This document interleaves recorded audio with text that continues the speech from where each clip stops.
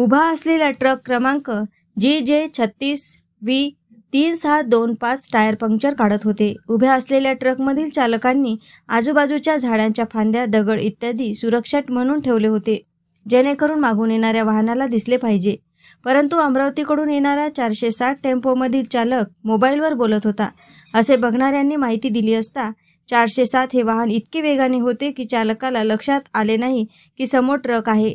407 हा टेम्पो क्रमांक MH31FC2982 हा आहे. तिवसा येथे पोलीस स्टेशनला माहिती मिळताच लगेच अपघातस्थळी दाखल झाले. तिवसा घटनास्थळी पंचनामा करून 407 मधील चालक आणि क्लीनर यांना रुग्णवाहक बोलवून अमरावती रुग्णालयात दाखल करण्यात आले असून 407 मधील चालक आणि क्लीनर हे दोघेही गंभीर जखमी झाले असून अपघातस्थळी बघ्यांची मोठी गर्दी जमली होती. AS न्यूज महाराष्ट्रकरिता अमरावती येथून रुपालीसह अनिल साखरकर.